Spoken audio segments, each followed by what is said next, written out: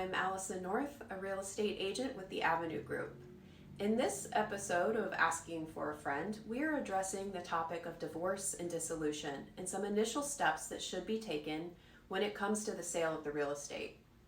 We sat down with attorneys Scott Beals of Cole, Acton, Harmon, and Dunn to discuss some first steps to guide you through the beginning process. Scott practiced as a divorce attorney for 20 years and is now primarily in real estate law. Selling a house can be emotional, but when you add in divorce, it adds an extra layer of complexity. We're here to work alongside your team of attorneys, financial planners, and CPAs to help you navigate this challenging time and to give you all the information you need to help you make the best decisions for your life. If you have any questions, please don't hesitate to reach out. So, with real estate, we often come across situations where a married couple is going to get a divorce and they need to figure out what to do with the house. Sure. Typically, the situations that I've come across have been either both spouses, they plan to sell the house and divide the proceeds, or one spouse is going to stay in the house just maybe for the children's sake, keep them in the same school district. Sure, so sure. What would be some good first steps that people can take? Maybe they haven't even contacted an attorney yet. What would be the first step? Well, I mean, as far as the parties themselves, obviously you have to decide if they have an agreement or not. And so that's the discussion you have with your soon-to-be ex-spouse. If you can agree on all terms, you can do dissolution, you can control your own destiny, and basically it comes to an agreement. And you can do dissolution, which is a lot easier from the realtor point of view and also title point of view, because basically we're just going to follow the agreement. Mm-hmm. We have to know that the agreement's not binding. They can change their mind. If one gets upset at the very end, the whole deal can just fall apart. But a dissolution, once it becomes an order, you have to follow it. And but the parties have a lot of control over it if it's just a dissolution. There's usually about a 90-day time frame before it's finalized. So if they're thinking, yeah, we can agree on everything, and I mean everything, kids, property, house, you can do a dissolution. So what you're saying is, though, a dissolution can change throughout maybe that 90-day period. Sure, so sure. If in the very beginning, both spouses agree they're going to sell the house, everything's agreed upon, but a month down the road, things start getting a little rocky. Yeah. Everything can change at that point. Sure, and if someone doesn't show up at the final hearing, it's dismissed. They both have to be at the final hearing. So a divorce is basically when you're not sure you can agree upon things, or you can't agree upon something, whether it's one thing or everything. In that situation, you have to file for divorce. In that situation, usually a divorce attorney will file restraining orders, and they're mutual. They're against their own clients and the person they're divorcing. The restraining orders, everyone thinks, it's just there's an harassment. instant negative connotation. Yes, harassment. It's Yeah. about this person can't assault me and be within 50 feet of me. That's not what it is. That's a different type of restraining order. Okay. This restraining order is just saying you cannot sell things, you can't run up to credit cards, and of course you can't sell the house, cars, things like that without an order. Its purpose is to keep the status quo until the final hearing, because that's when the judge will decide who gets what. So it protects everyone's assets. Okay. And so with the house, they could agree on terms, say maybe you can keep the house but pay me my equity, which is fine. If they don't agree, the courts will usually say it's got to be sold. Okay, doesn't really matter who gets the kids. Ideally, you say like to keep the kids here in this school district, things like that, like we talked about before this started. But really, it's all about equity for both parties, and just dividing the assets and disentangling them from each other. Okay. So one of the things that the other scenario was that one spouse does end up staying in the house and is effectively buying out the other spouse. In that instance, does the spouse that was staying in the house would have to refinance? Yeah, usually there's a time frame for that. Okay. And it could be 60 days, it could be a year, depending on what they agree upon. And typically, the person may want to hunt for the best interest rate. Mm-hmm. And if you wait 3, 4, or 5 months, you may have a better chance than if you do it right now, because rates may be going down. So it gives them time frame to do so. But yeah, once they do so, they have to pay them off, and then they take over the mortgage, and that's that. And then the question there is, can they afford it? When you're a divorce attorney, you're saying, can this person afford it? What's your budget? Do you have to pay child support? Are you receiving spousal support? And if you can't afford it, you have to sell it. So it's really, I know the realtor wants to get a sale, but as attorneys and realtors, we still have to say what's best for our client. Absolutely, yes. And if they can't afford this, it's sitting down. I usually sit down with them and go with the budget. Give me all your expenses. Let's see what you have left. Can you afford this house anymore? It's a nice house. It's a bigger house. Maybe you need to downsize. So those are the questions you have to, think about when you're taking on someone who's in that situation. And this could be for other, not even just married couples, but joined partnerships of, that have bought a house together and are now going separate ways, needing to understand how to equally divide or distribute. So marriage affords you certain rights and certain legal remedies. When you're not married and you buy a house together and then you're going to say break up at the end, that's not so good, because there's no rules. With the wife and husband, you have rules. Marriage has rules. When you're not married, there's sort of like no rules. You lack the legal protection. Yeah, so it's the lawsuit's what's called a partition suit. You're saying this, I want to get out of it, whether it's buying this person out or forcing the other person to sell. What if they can't afford to refinance? What if their credit's no good? Together, maybe they were good. Yes. But individually, they can't do it. So what if a person takes off? Just says, I'm not going to cooperate at all. So you try to get court orders, but that can take a long time. There are no legal grounds to bring that person back necessarily. Correctly, they can do what they want to do, just not cooperate. What if they move out of state? Of course, not going to go and, they're not going to arrest the person or grab the person, so you have to come back and sign this.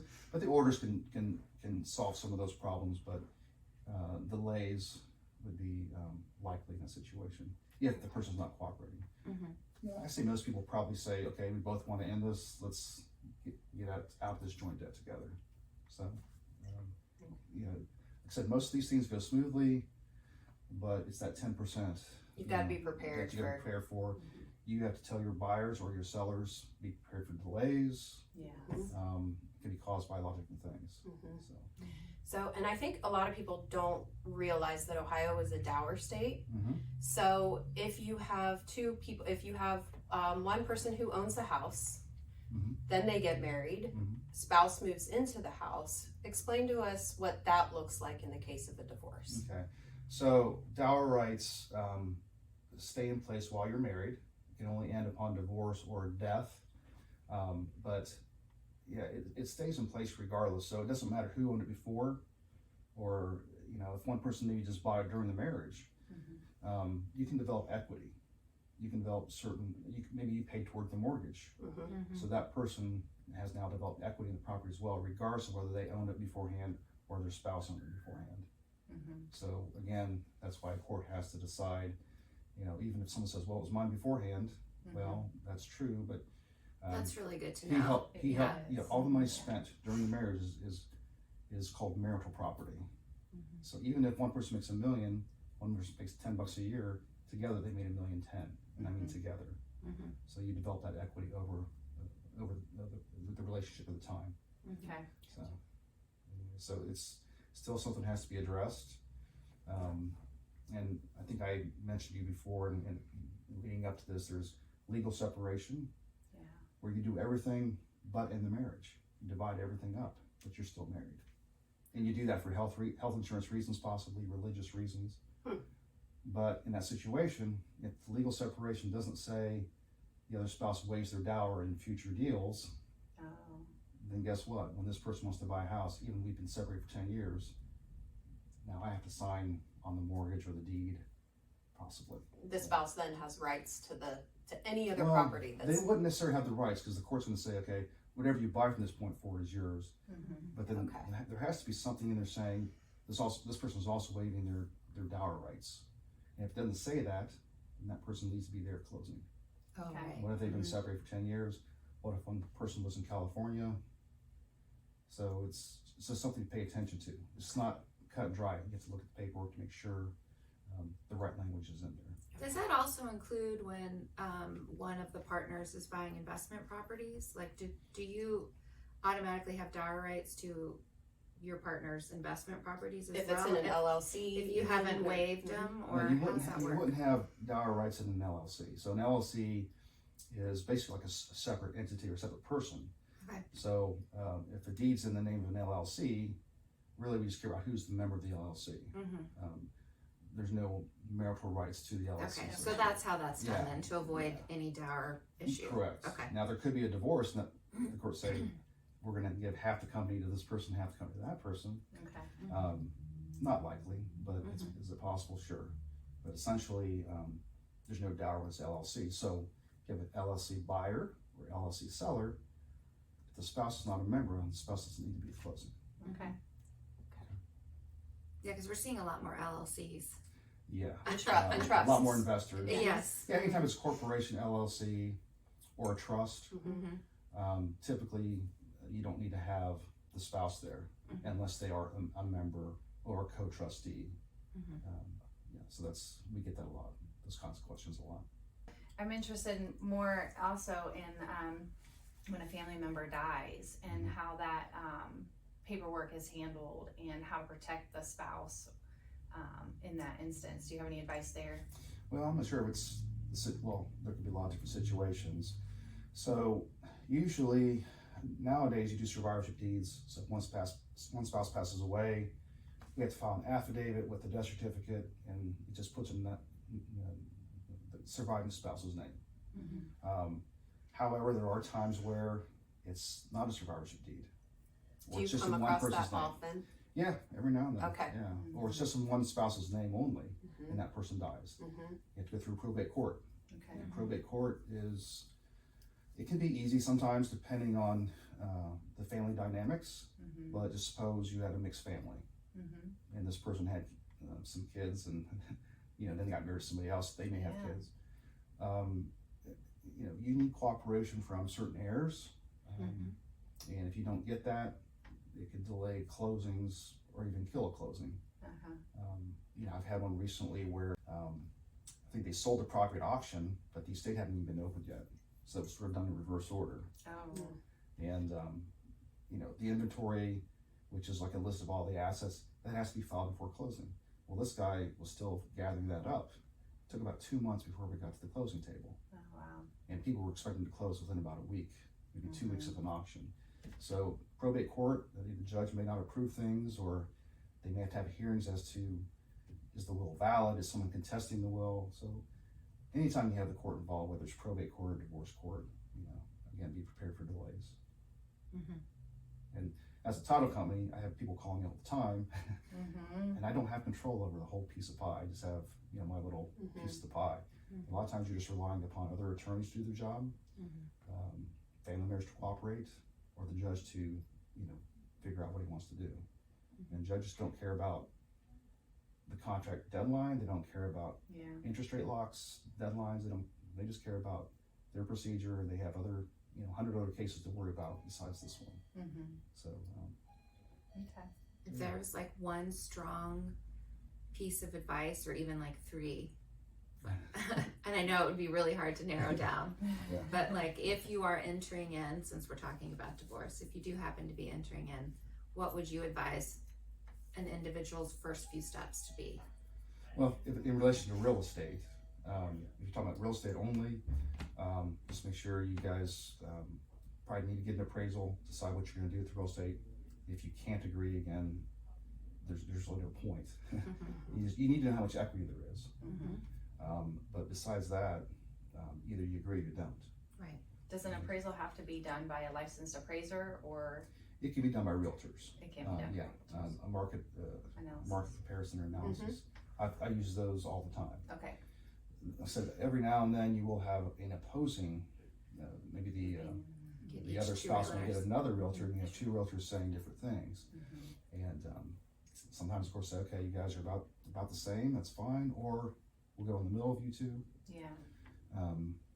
but typically, the court will do what's fair. Okay. So, but you have to be prepared for that as a realtor.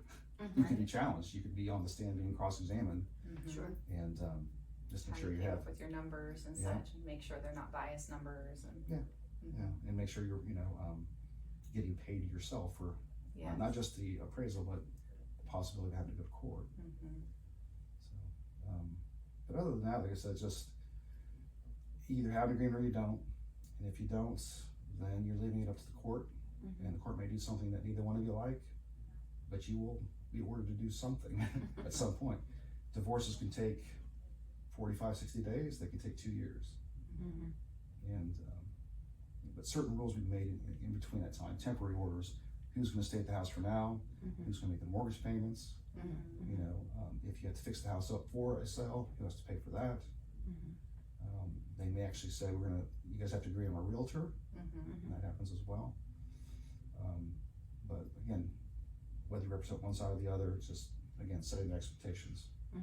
This is going to take a while, possibly. It could be a roller coaster. You can have a closing date 3 weeks from now, and all of a sudden someone changes their mind on something else, which affects the real estate. So big takeaway is expect delays no matter what. It's It's very likely. Yeah, unless it goes like super smooth or like I said, dissolution. Either way, if it's a divorce, you have to be ready for it. Okay. And again, a buyer could be going through a divorce. It's the same thing. Well, the husband signed up and sign the mortgage. Right, Because how he do has they to sign know the they'll mortgage have as the well. funds and the, Right. Yeah. So same restraining orders can be in place, and so it goes both ways. Well, this is super informative because it's just so much information. It can go a million different directions. Yeah, I think with real estate, one thing that's interesting about real estate, some people may be bored as far as from a legal point of view, but it touches everything: bankruptcies, divorces, probate court. It touches a lot of different things. So I have to learn about a little bit of everything. It's a lot. Yeah, and we want to be able to help our clients any way that we can without giving advice we have no right giving, you know what I mean, or understanding the questions to ask so that we can help navigate through what could be stormy water. Yeah, and if you've got a situation you're not sure, you can always reach out, and I can usually answer it, since I did so many divorces for years and years and years, and now I'm doing so many real estate transactions. Yeah,